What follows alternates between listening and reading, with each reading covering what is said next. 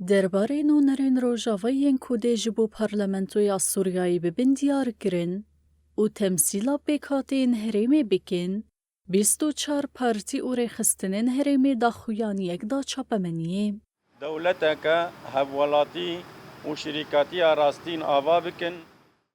Di daxuyaniyê de hate bîrxistin ku pêkhateyên Sûriyayê li bendê ku welatekî bi şîrîkatiya rastîn were avakirin û ji bo vê yekê jî Sûd ji ezmûna Rêveberiya Xweseriya Demokratîk ku temsîla pêkhateyên li Rojavayê Kurdistanê û Bakur û Rojhilatê Sûriyê têde heye bêgirtin.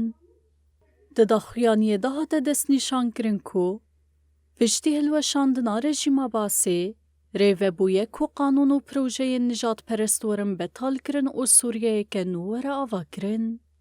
Di berdewama daxuyaniyê de hate diyarkirin ku ji bo avakirina Sûriyeyeke nû ev yek pêwîstiyek e, lê hikûmeta Şamê guh nedaye van rastiyan.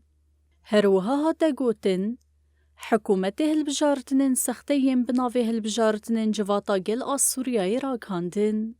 Di rastiyê de ev ji bilî pêvajiyeke tayînkirina poç ku vîna dengdêran nabîne tiştek dinîne. Têkildarî temsîla Kurdan a li Parlamentoya Sûriyayê di daxuyaniyê de hate diyarkirin ku di nava di 110 kursiyên parlamentoyê de sînordarkirina temsîliyeta Kurdan ya bi 4 kursiyan bin pêkirineke aşkerê ye.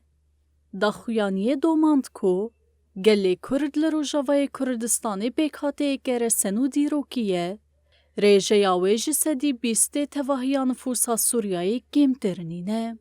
Îro birêya van tayînkirinên sîstematîk ji dengê xwe yê rastîn û mafê xwe yê hevpar di biryardana niştîmanî de bêpar têhiştin. Hêz û partiyên siyasî yên Kurdî teqeskirin ku ew van tayînkirinan bi her awayî red dikin. Herwiha ew mekanîzmeya dabişkirina niha wekî berdewamiya polîtîkayên nijadperest, a ku armanca wê windakirina doza Kurdiyê dihesibînin. Di daxuyaniyê de hate xwestin ku di vê temsîla Kurdan a di parlamentoyê de ji 40 kursiyan kêmtir nebe û hişyarî hate dayîn ku qebûlkirina her aliyekî siyasî yan civakî ji bo pejrandina van 4 kursiyên lawaz dê bibe mînakeke dîrokî ya pir xeternak. Di dawiya daxuyaniyê de hate diyarkirin ku partî û rêxistinên Kurdî wê têkoşîna xwe ya aştiyane û gilêrî bi hevkariya hemû hêzên demokratîk ên Sûriyayê ji bo ferezkirina şîrîkatiyeke niştîmanî ya rastîn û destûreke nûjeng ku mafên rewayên gelê Kurd û hemû pêkhateyên Sûriyayê bihewîne dewam bikin.